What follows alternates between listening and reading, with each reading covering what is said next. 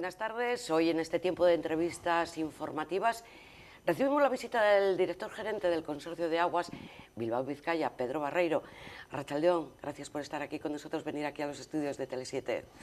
Arratsaldeon, buenas tardes, es siempre un placer estar con vosotros. Lo que es un placer es conocer un poquito más qué es esto del Consorcio de Aguas, que según he leído tiene 55 años de vida. Yo no sé si hay que medirlo en tiempo, en evolución del servicio. Bueno, efectivamente hay que medirlo, yo creo que en los dos parámetros. El consorcio tiene 55 años de vida, ya que formalmente se constituyó en el año 67, aunque como idea empezó en 1961 ya a pergeñarse la posibilidad de que el consorcio existiera.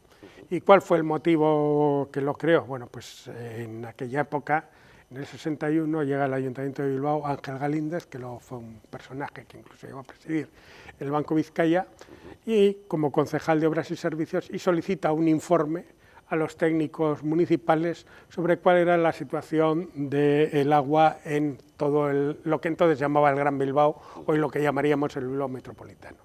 El informe era demoledor, y entonces prácticamente en todos los municipios, incluido Baracaldo, pues el número de horas de agua que había potable al día pues eran muy escasos, en algunos de ellos no pasaban de 3 o 4 horas al día. Esa circunstancia, o sea, esto de las 24 horas, 365 días al año, todo agua, en aquel momento no existía, era todo lo contrario. Entonces, bueno, pues se plantea la posibilidad de que en todo el ámbito de lo que entonces era el Gran Bilbao, por utilizar la terminología de la época, pues que pudiera haber un servicio o un sistema que tendiera a intentar conseguir esos 24 horas de servicio, los 7 días a la semana y los 365 días al año. De ahí surge la idea de ir creando un consorcio y se constituye inicialmente por los 19 municipios que conforman el Bilbao metropolitano. Luego, con el paso del tiempo, allá por principios de los años 80, la ría había llegado a una situación absolutamente lamentable, era una cloaca navegable y había que tomar también decisiones con el saneamiento que hasta ese momento no se hacía. Ya en esa época el tema del abastecimiento ya se había conseguido, los 365 días al año, las 24 horas, entonces se comienza la actuación para intentar corregir y volverle a la vida a la ría, y aquello que en el año 1983, ya con lo que entonces se llamó el Plan Integral de Saneamiento ya elaborado, pues se comenzaron las obras que durante otros 25 años han estado para que al final hoy pues gocemos de la ría en la situación en la que está, que siendo en principio un ente absolutamente muerto por absoluta falta de oxígeno, tenía 0% de oxígeno, allí no había nada que pudiera vivir, ni siquiera las bacterias, pues ahora en este momento en todo el ámbito superamos el 60% de niveles de oxígeno, lo cual permite en principio todo tipo de vida, tanto en principio de peces como también de especies vegetales, algas, etcétera, etcétera. O sea, lo que se ha conseguido en este pequeño recorrido histórico es la cantidad y la calidad del agua. Eso es, y luego también se ha ido produciendo una evolución territorial importante del consorcio, o sea, sobre esos 19 municipios iniciales, en este momento somos ya 97 municipios y prácticamente abarcamos al 97% de la población de Vizcaya. Y bueno, pues lo que esto supone es un reto importante, ya que de aquel nacimiento, vamos a decir, mucho más urbano del consorcio, pues se ha pasado a una situación donde hoy hay municipios de todo tipo, desde los que eran el núcleo inicial hasta municipios con un carácter absolutamente rural y con apenas 200 habitantes, y a los que todos queremos dar siempre una misma calidad de servicio y, por supuesto, pagan la misma tarifa. Y en esta evolución del propio consorcio y de la integración de los municipios, los consumidores, ¿también hemos evolucionado? ¿También lo reconocemos? Los consumidores hemos evolucionado de una manera importante y para bien.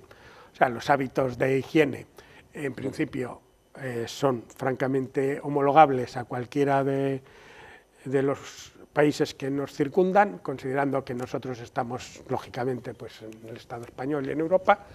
y entonces nuestros hábitos de consumo son absolutamente homologables, son también de los mejores del mundo, lógicamente, porque hay miles de millones de personas en el mundo que no pueden llegar a nuestros niveles, pero nuestros hábitos de consumo venimos a utilizar alrededor de 105 litros por habitante y día en los ámbitos domésticos, y buena parte eso viene de nuestras propias actividades, pero también hay que reconocer que otra parte proviene de los elementos más consumidores de agua en nuestras casas, sobre todo son lavadoras, lavavajillas y frigoríficos, que cada día son más eficientes y por lo tanto cada vez consumen menos agua para poder efectuar el mismo tipo de tareas. Es decir, en el momento en que nosotros estamos renovando parte de esos electrodomésticos en nuestro domicilio, también estamos mejorando nuestros ratios de consumo, es decir, no solo con nuestros propios hábitos, sino que también nos ayudan pues, los elementos que nos circundan a hacer la vida más fácil. Otra conclusión, entonces, por parte de los ciudadanos, hay que consumir, pero con cabeza, con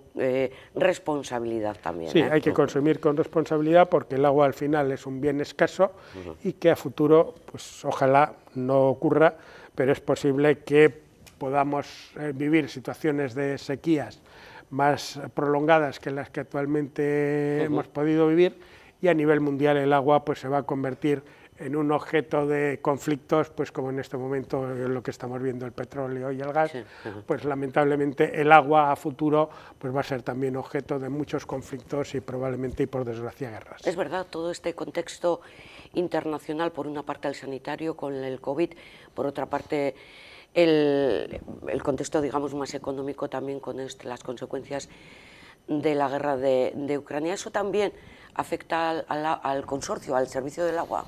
Bueno, lógicamente nos afecta por varias razones.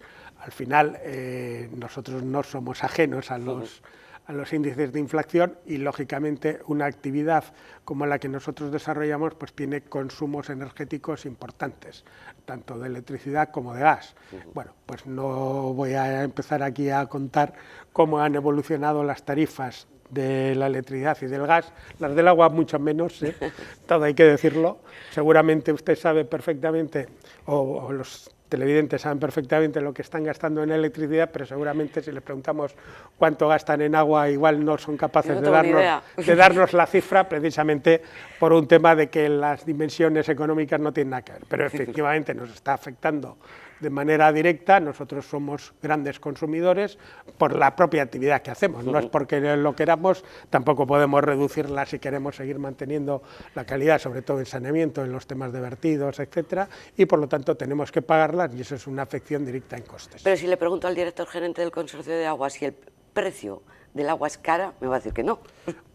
Bueno, el precio del agua en principio no es caro, nosotros estamos obligados por una normativa europea a que los precios del agua se repercutan totalmente a los usuarios, a los clientes y usuarios, pero en la práctica, pues aunque nosotros superamos el 90% de índice de cobertura, no estamos en el 100%, o sea que todavía ahí queda un cierto recorrido que tendremos que ir laminando a lo largo de los próximos años, lógicamente pues de una manera, vamos a decir, tranquila, y esa es una primera circunstancia que tenemos. Y la segunda es que tratamos de ser el máximo de eficientes para que, lógicamente, nuestros costos y nuestros precios sean los más aquilatados posibles. El consorcio es una entidad pública, tampoco busca el beneficio, no lo requiere, todos los excedentes económicos que nosotros tenemos lo dedicamos a hacer inversiones, no tenemos que pagar a terceros y entonces, por lo tanto, nuestra tarifa básicamente lo que contempla es el coste del servicio y todas las necesidades de inversión para poder mantener el servicio como ahora hacemos o mejorarlo. ¿La base del saneamiento del agua son las plantas depuradoras? La base de cualquier saneamiento son las plantas depuradoras de aguas residuales.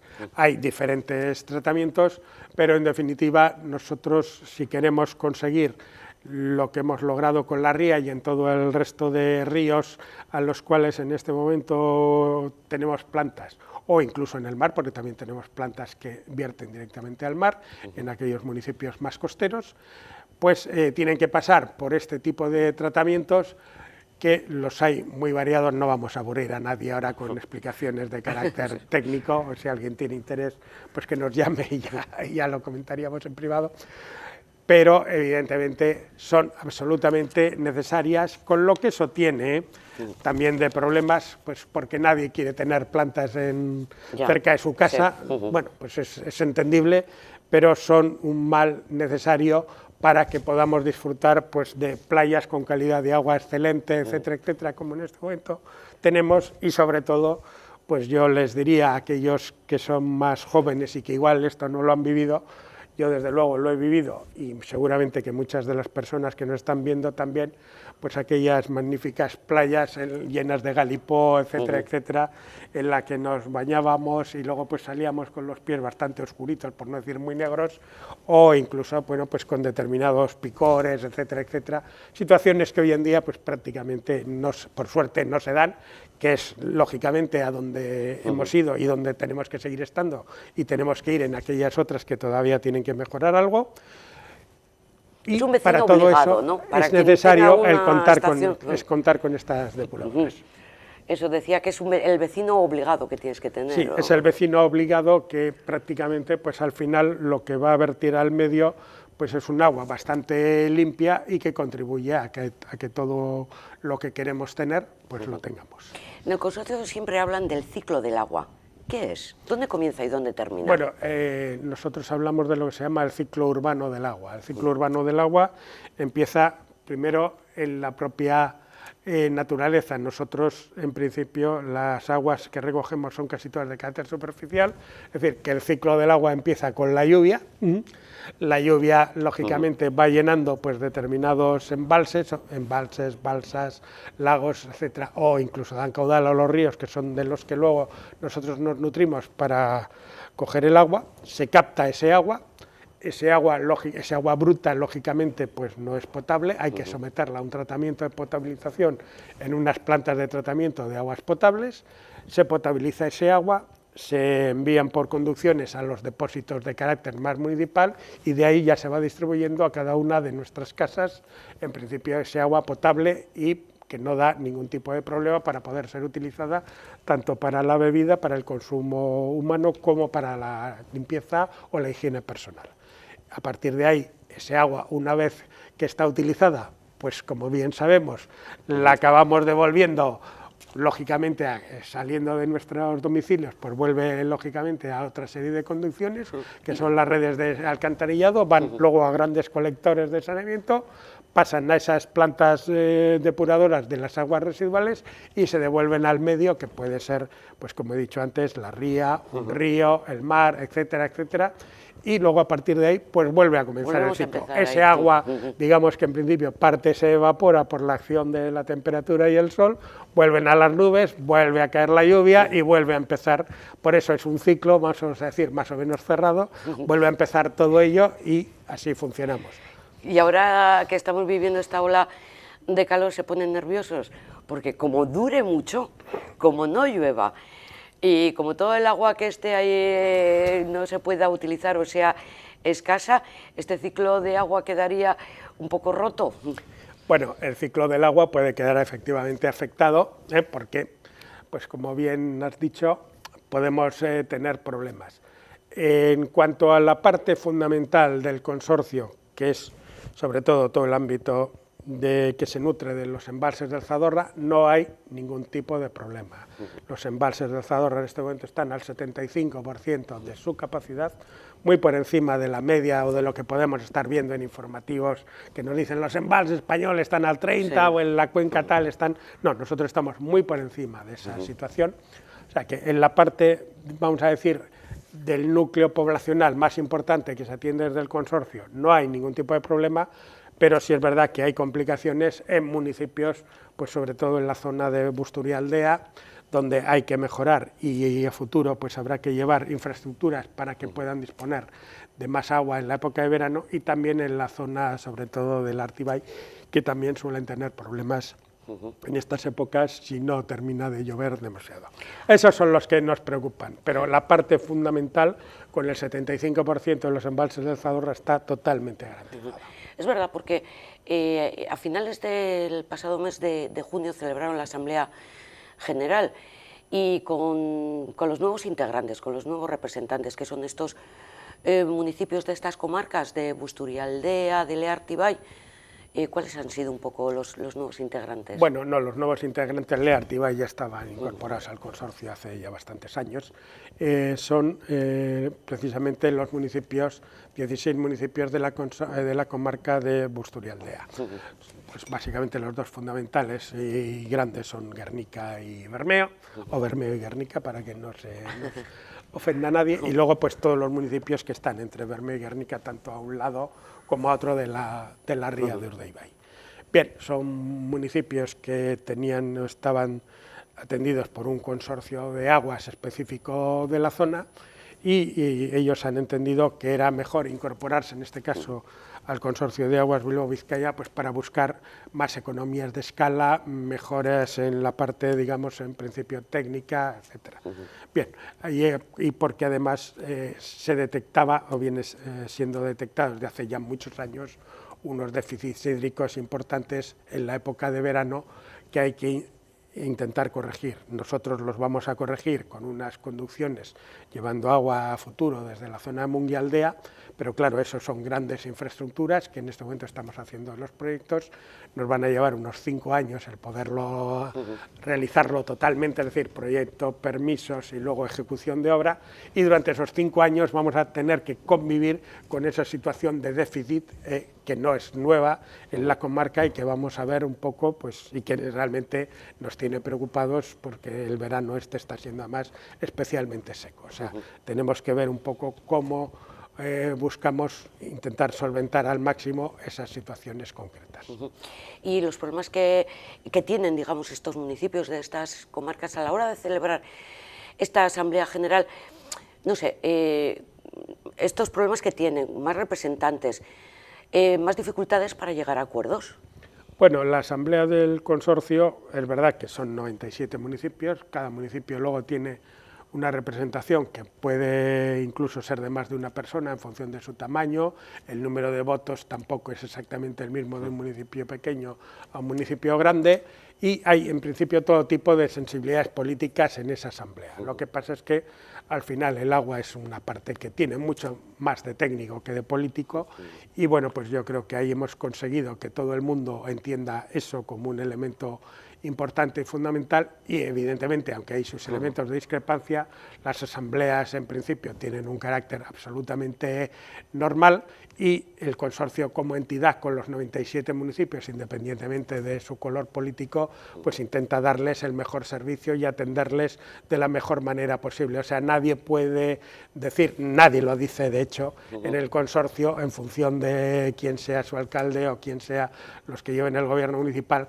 que son mejor o peor atendidos dentro del consorcio. Para nosotros los 97 son exactamente iguales, desde el municipio más pequeño que puede ser Ubidea con 200 habitantes, pues hasta llegar a Bilbao.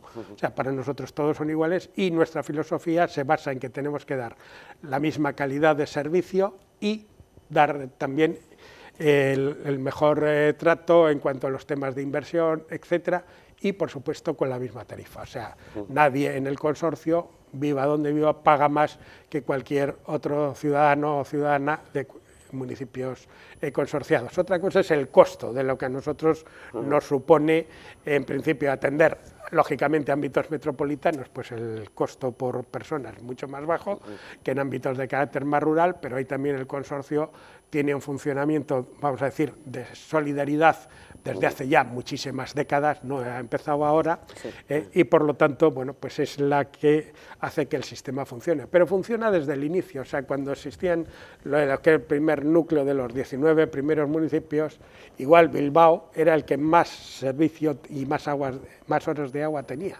Sin embargo, Ángel Galíndez ya intuyó que había que buscar una solución de comarca y se estableció una solución para 19 municipios donde las situaciones de cada uno de ellos pues eran diferentes y unos estaban mejor que otros. Es decir, que siempre ha habido un criterio de solidaridad importante. Que entiendo se mantienen estos 55 años de vida del consorcio de aguas. Es que me estoy imaginando, escuchándole a Pedro Barreiro, el crear infraestructuras de saneamiento y de abastecimiento nuevas en comarcas, por ejemplo, como el Carterri, con la orografía que tiene, tiene que resultar muchísimo más caro que hacerlo en un municipio o en una comarca que además de pequeña sea lisa y llana. Sí, efectivamente el tema es así. Al final Vizcaya pues tiene la orografía que tiene, o sea, eso no lo podemos obviar, y a nosotros nos ocurre pues como le pasa a cualquier otro departamento, ¿no? O lo que nos pasa con el tren de alta velocidad o con los temas de infraestructuras de carreteras, etcétera, etcétera. Claro, si yo viviera si viviéramos en un entorno absolutamente llano, pues como puede ser en una Castilla, Sí, sí. pues evidentemente también allí el costo de colocar las tuberías es menor, pero aquí tenemos que salvar todas esas circunstancias, eso nos lleva a tener que implementar bombeos, que son estructuras caras, que luego de mantenimiento son más caros y también consumen energía eléctrica, con lo baratita que está en estos instantes, etcétera. Bueno, pues toda esa situación es la que tenemos, pero al final, bueno, nuestra orografía es la que es, nosotros el servicio lo tenemos que dar y tenemos que salvar técnicamente todo ese tipo de problemas, que los salvamos. Otra cosa es que efectivamente el costo de esas infraestructuras por habitante sea superior a los que se puedan ver o apreciar en otros lugares y regiones. ¿Fue fácil aprobar el plan de inversiones? Bueno, el plan de inversiones del consorcio se aprueba todos los años por la asamblea que nosotros solemos celebrar ahora en estas fechas antes de verano. Y los planes son cada 4 años, son a 4 años vista. Pero nosotros lo aprobamos todos los años y siempre a 4 años vista. Es decir, hay una parte, vamos a decir, de ese plan que ya es conocida por parte de la Asamblea de planes anteriores, pero siempre vamos introduciendo los elementos nuevos con esos 4 años vista. En principio, los miembros de la Asamblea son muy conscientes de las necesidades de esos planes de inversiones y no suele ser un punto que genere especial complicación en lo que es el desarrollo de la propia Asamblea. También es verdad que nosotros estamos destinando a inversiones pues alrededor del 35% del presupuesto que tenemos y dedicamos del orden de unos 500 euros cada 4 años por habitante para poder ir realizando todas esas inversiones en los periodos en los que nosotros estamos trabajando. Entonces, somos un ente inversor importante y entonces, bueno, pues... En base a esos datos que acaba de dar ese tanto por ciento, que yo ya tengo apuntado que en estos... lo que acaban de aprobar para estos 4 años son 273 millones de euros en este plan de inversiones recién aprobado. Dividido en 2 partes, en abastecimiento. Bueno, en este momento prácticamente estamos, por decirlo así de una manera fácil, a la mitad. La mitad se está dedicando a temas de abastecimiento y la mitad a temas de saneamiento. Durante muchos años, cuando estuvo el plan integral de saneamiento vigente, pues se dedicaba un porcentaje bastante mayor a arreglar las cuestiones de saneamiento, pero ya desde hace unos años, una vez que la situación más crítica está superada, pues estamos tendiendo a que las inversiones en abastecimiento y en saneamiento sean parecidas. En abastecimiento, porque tenemos que mejorar toda la garantía de servicio, no solamente en esas zonas nuevas con los problemas que pueden tener, sino también el que en las zonas actualmente abastecidas pues puedan tener sistemas redundantes, porque nos hemos bien acostumbrado y nosotros no podemos en este momento bajar de dar servicio en las 24 horas, ya vuelvo a ser insistente, los 7 días, los 365 días al año. Nosotros hacemos encuestas de satisfacción y nuestros clientes, en cuanto a la continuidad del servicio, nos dan siempre notas entre el 9,5 y el 9,6%. Es decir, que prácticamente todo el mundo te da un 10, salvo alguno que se despista un poco y te da un 9. ¿Pero por qué te da esa nota tan alta? Pues porque no le falla el servicio del agua. Entonces, como no lo nota, dice, pues oiga, le doy el máximo. Pero claro, eso para nosotros como gestores es un problema. No podemos bajar de ahí. Y si me permite, vamos abriendo paréntesis, porque todos hemos viajado fuera y hemos visto cómo sabe el agua del grifo en otras comunidades. Bueno, bien, eso ya... no vamos a entrar ahí en esa discusión. El agua del grifo realmente tiene 2 componentes fundamentales. Uno es de dónde se capta y es verdad que cuanto mejor sea el agua que captamos, bueno, pues luego si la hacemos potable, en principio, pues si no somos muy malos, no la vamos a empeorar, sino que la vamos a mejorar, pero claro, en aquellos otros lugares donde en principio hay problemas de escasez de agua o hay que conseguirla mediante otro tipo de sistemas, como puede ser desalación, etcétera, etcétera, que encima de ser mucho más cara, pues la calidad del agua que se obtiene sápidamente desde el punto de vista de sabor no es exactamente lo mismo, o pueden ser aguas con exceso de cal, etcétera, etcétera, con lo que eso tiene de problemas pues para los electrodomésticos que podemos tener en nuestro domicilio y tal y cual. Nuestras aguas en origen son francamente buenas y entonces intentamos no estropearlas mucho y poderlas servir, y yo creo que en general la gente eso lo aprecia, sobre todo cuando compara con lo que ocurre en otros lugares. Que no hemos dicho, pero bueno, vamos a arrogarnos también un mérito, porque el Consorcio de Aguas hace sus deberes. Bueno, bien, pero me refiero a que hacemos nuestros deberes porque tenemos que facilitar al máximo pues el mejor agua y para todo tipo de actividades. O sea, nosotros aquí yo no entiendo o puedo no entender que la gente no utilice el agua para el consumo de boca normal y corriente. Lo pueden ustedes utilizar sin ningún tipo de problemas, ya que no van a beber ningún agua que haya pasado por tantos análisis y controles como los que el consorcio realiza en sus aguas potables. Llamamiento, por tanto, esto sí a los consumidores, que no hay que comprar agua embotellada porque no nos hace falta. Nosotros no entramos en esa batalla porque, bueno, o sea, no tenemos nada tampoco contra las aguas minerales, las aguas embotelladas, etcétera, etcétera. Pero bueno, nosotros por 1 euro damos 1000 litros de agua. 1000 litros de agua, sí, o sea, 1000 botellas de litro. Imagínense poniendo 1000 botellas de litro y eso cuesta 1 euro. A partir de ahí, cada uno, si compra agua embotellada, sabe lo que paga por ella. Pues que haga sus comparaciones. Eso es un hecho evidente. Pero nosotros ahí no entramos a decirle, oiga, usted no tome agua embotellada o deje de tomarla o tal y cual. Hagan lo que quiera, hay hasta aguas auténticamente... Le aseguramos que la nuestra es de calidad. Hay aguas hasta auténticamente de diseño que valen hasta 60 y 70 euros por un botellín de 1 litro. Bueno, sí, bueno, pues, pues, oye, tiene que haber de todo, ¿eh? Eso, si a alguien le gusta ese tipo de cosas y con cristal de Swarovski, perdón por hacer publicidad de una marca que no es de agua, sino de cristales, pues bueno, pues oye, que haga lo que quiera. Nosotros lo que decimos es que si usted consume nuestro agua no va a tener ningún tipo de problema. A partir de ahí todos somos muy libres de hacer lo que queramos. Pero nosotros lo que sí decimos es que no es necesario y luego usted decida lo que quiera. Señor Barreiro, siguiendo con este plan de inversiones, cantidad similar en millones de euros, claro, en abastecimiento como en saneamiento.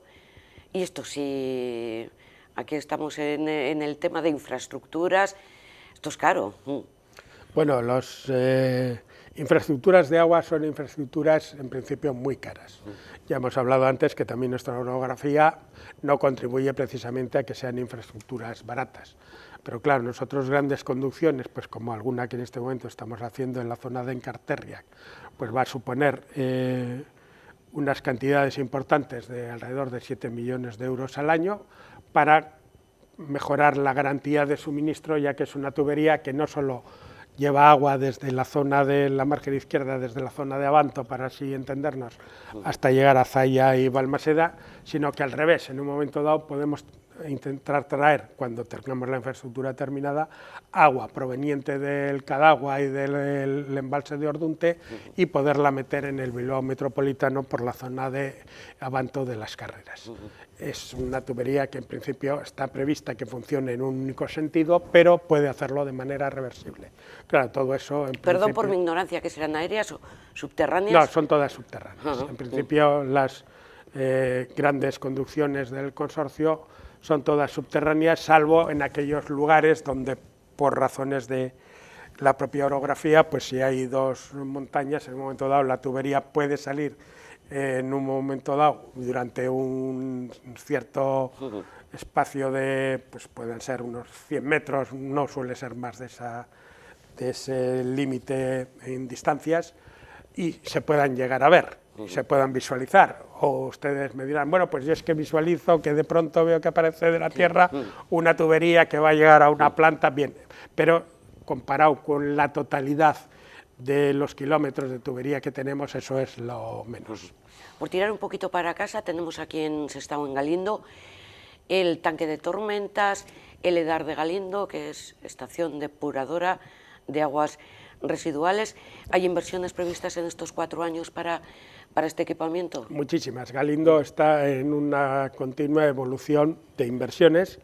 Entonces, en este momento hay una importante, que es ese tanque de tormentas, que prácticamente pues también entre este año y el año que viene pues invertiremos del orden de más de 10 millones de euros anuales en el tanque, aunque el costo total de la inversión son 50 y tantos millones de euros.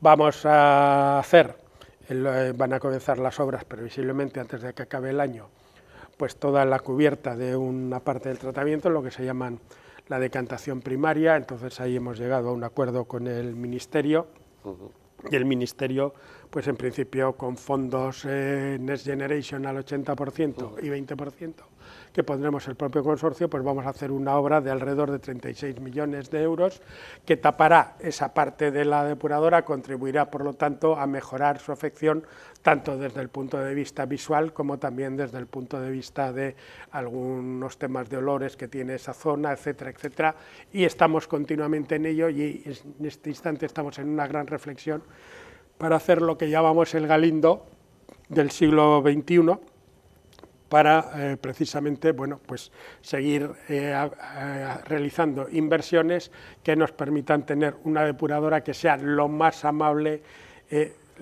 como vecina de toda la zona en este momento que le rodea, que tiene un carácter urbano total y absoluto, como es en Sestao o como es en Baracaldo.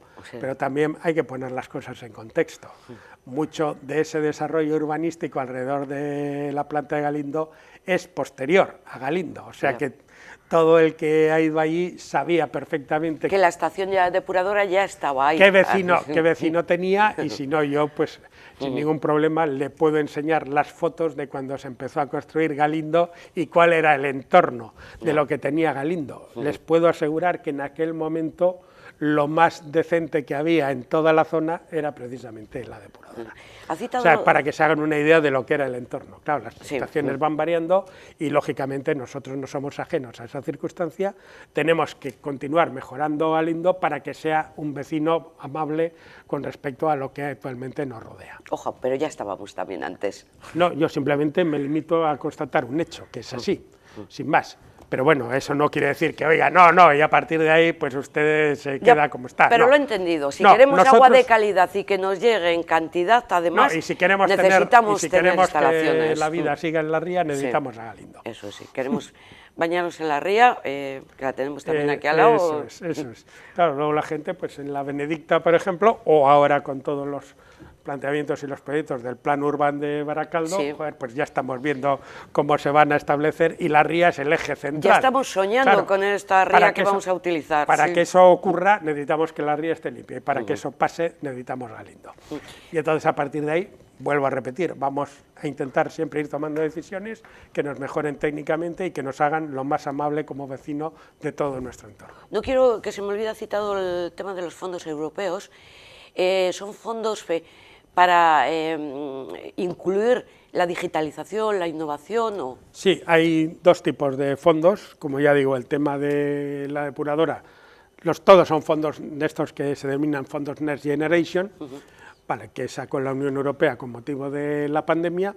Vale, los fondos de la depuradora para obras de infraestructuras pues van por un lado, son escasos, o sea, uno de los pocos infraestructuras que se van a realizar con fondos Next Generation a nivel español, pues va a ser en Galindo, pero en cambio, para temas de digitalización y mejora de todo lo que serían las cuestiones de agua, en cuanto a los controles de vertidos, en cuanto a los controles de volúmenes utilizados, en cuanto a que haya contadores en las casas cada vez más inteligentes que puedan dar información a los ciudadanos de, oye, cómo estoy consumiendo, etcétera, etcétera, pues hay un total de, en principio previsto en un PERTE, sobre estos temas de 1.200 millones de euros, que saldrán, esto en principio lo que analiza el Ministerio, saldrán 200 millones en este año, están ya prácticamente a punto de salir los pliegos de condiciones para poder presentarse a esos proyectos, y otros 1.000 millones que previsiblemente, y si todo va bien, pues saldrían el año que viene. Lógicamente el consorcio aspira también a poder, bueno, vamos a presentar proyectos y aspiramos, lógicamente, pues a que también ahí pueda llegarnos una cantidad de dinero, pero ya digo, son para este tipo de cuestiones relacionadas con el agua inteligente, con la digitalización, no tanto para las infraestructuras de vamos a tirar no sé cuántos kilómetros de tuberías, vamos a poner bombas, no, eso prácticamente no financian los fondos Next Generation, salvo absolutamente excepciones, como va a ser este caso de la obra de Galindo, que son 36 millones de euros, al 80% fondos Next Generation, 20% consorcio. De todas formas, me parece recordar que hace poco han estado, yo creo que ha sido en el BEC, en un acuerdo a 3 bandas, Consorcio de Aguas, URA y el puerto de Bilbao, con una mejora de infraestructura que yo creo que al consorcio le va a salir gratis. ¿O pone poco dinero? No, vamos a ver, son dos temas diferentes. El puerto de Bilbao, lógicamente allí hay muchas instalaciones de carácter industrial y se van ampliando algunas. Ellos tienen sus tratamientos de carácter propio y vierten al mar, bueno, vierten a la zona de mar dentro del propio puerto, y en este caso lo que URA quería era que algunos de esos vertidos se puedan recoger y llevar a la planta de Galindo. Va a ser muy poca cantidad, ya sé que alguien se está dicho, joder, más todavía, bueno, va a ser muy poquito, o sea que en ese aspecto que la gente esté tranquila, pero sí va a requerir una infraestructura por un sistema de vacío, o sea, como cuando usamos una pajita y bebemos agua, pues esto es lo mismo, para recoger ese agua vamos a hacer una cosa similar, por eso he hecho el gesto y el ruido, poco para que todos lo entendamos, y va a ser una infraestructura bastante novedosa.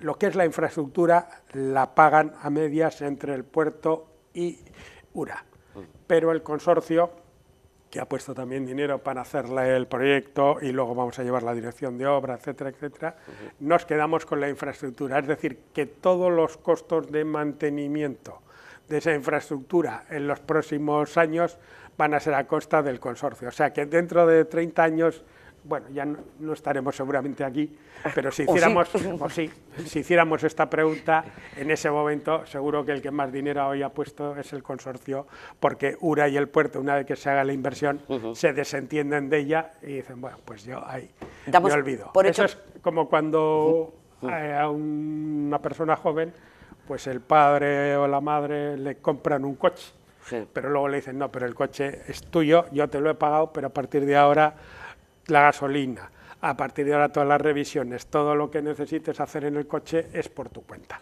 Y damos por hecho que es por un fin bueno, que es eliminar los vertidos, ¿no? Eso es por un fin bueno, que es eliminar los vertidos, y que nadie, y yo quiero tranquilizar en ese aspecto, que nadie en ese Estado piense que es que, oiga, nos viene aquí no sé qué cosa extraña o mucho más de lo que ya tenemos, porque por suerte cada vez en Galindo se está tratando en general menos cantidad de agua, porque también nosotros estamos utilizando menos agua en general, y por lo tanto, bueno, pues ahí estarían los datos de que en Galindo en este momento se están tratando menos litros de agua que los que se trataban hace unos años. ¿Las cuentas del consorcio están saneadas? ¿Hay beneficios? Sí, a ver, las cuentas del consorcio efectivamente están saneadas en cuanto a que somos una institución que no tenemos en principio deudas y por lo tanto pues no necesitamos acudir o tener que pagar intereses a las entidades financieras por las inversiones que hacemos, etcétera, etcétera.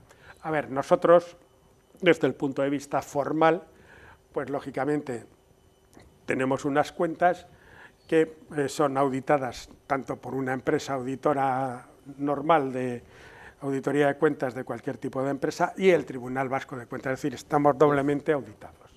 Y este último año pues hemos dado, si fuéramos una empresa, digamos que hemos dado unos beneficios de 6,7 millones de euros, frente a unos 200 millones totales del presupuesto. O sea, tampoco es una gran cantidad, estamos hablando del 3%. Pero vuelvo a repetir, nosotros somos un ente público, nosotros no tenemos que dar dinero a nuestros accionistas, a nuestros propietarios, que son los ayuntamientos, la Diputación de Vizcaya y el Gobierno vasco. Entonces, esos 6,7 millones de euros pues, se dedican para hacer inversiones de todo ese programa de inversiones que hemos hablado antes, pues directamente contribuyen a ampliar los programas de inversiones. O sea, que todo el dinero que nosotros podamos dar desde un punto de vista contable como beneficio, automáticamente lo que van es a mayor inversión. Bueno, también será mérito de la gerencia, y aquí vuelvo un poquito al inicio de la entrevista. El consorcio lleva 55 años, pero Pedro Barreiro mañana cumple 18 años como director gerente del Consorcio de Aguas Bilbao Vizcaya, si no pues sí, ya van siendo sí, bastantes años, pero no, esto no es un mérito de una persona, es un mérito de la entidad como tal y de los muy buenos profesionales que hoy en día están trabajando con nosotros y de todos aquellos que han trabajado con el consorcio y que en este momento pues gozan de una jubilación absolutamente merecida, y es en definitiva un ente muy coral en ese aspecto, y no se trata de que alguien sea un tema de una persona, es imposible. Una entidad como el consorcio, con las dificultades de la tarea que realiza, etcétera, etcétera, no puede depender para nada de una única persona, sino que depende de toda su estructura, y lo que tenemos que intentar funcionar es que la orquesta pues vaya lo mejor posible, que no se produzcan temas que desafinen demasiado, pero el mérito no hay que apuntárselo a nadie, es a todos los que trabajan en el consorcio, a todos los que trabajan para el consorcio y también a todos los propietarios, ayuntamientos, etcétera, que están en el consorcio, que siempre han tenido a bien o a gala el no pretender, porque en algún momento podían haberlo pedido, pues que si tienes algunos beneficios repártenoslo a nosotros, etcétera, sino que siempre han permitido que ese dinero quede en el ámbito del consorcio, y hacemos lo que nosotros llamamos que el dinero del agua vaya al agua, y eso contribuye a que la tarifa pues sea algo menor. Pero volviendo a estos 18 años de gerencia, los objetivos cuando entró y los fines eran los mismos para Pedro Barreiro y el equipo hace 18 años que ahora, no, en el 2022? Evidentemente no pueden ser los mismos. Yo recuerdo que hace 18 años, y todavía lo tengo por ahí, pues yo llegué al consorcio con una cosa que se llamaba el Plan Amairu, que eran 13 puntos que había que atender y resolver, y que bueno, pues estaban explicitados en un PowerPoint de la época. O sea, ni colores, ni nada de nada, era algo absolutamente adusto, pero yo conservo el documento un poco pues de cuáles eran las 13, hay que marcarlo. Las 13 cuestiones básicas con las que tenían que funcionarse. También se realizó un plan estratégico en aquel momento, aunque ya existían, pues para actualizar la situación, etcétera, etcétera. Pero claro, hoy en día, si repasáramos aquel plan 13 o plan Amairu, pues casi se nos caería un poco la cara de vergüenza, porque no tiene nada que ver con lo que en este momento estamos haciendo, etcétera, etcétera. Os decía, a un momento concreto, también los 13 puntos están cumplidos, dicho sea de paso, y hoy en día, pues lógicamente estamos, vamos a decir, en otras películas mucho más tecnológicas, mucho más multicolor, mucho más siglo XXI, que lo que en aquel momento teníamos. Pero es la evolución lógica. Sí, pero quería hacer una última pregunta enfocada también al consumidor. ¿Existe picaresca? ¿Hay gente que todavía quiere aprovecharse del tema del consumo de agua en los domicilios? Bueno, pues efectivamente, por desgracia, también hay algo de picaresca. Es verdad que no es excesiva, pero siempre la hay. O sea, no podemos evitar ese tipo de cuestiones. O sea, hasta desde quien intenta llenar su piscina con una toma fraudulenta paralela a lo que es la línea, ese es un caso real, absolutamente cierto, pero el consorcio, digamos que en principio funciona más bien por el tema contrario.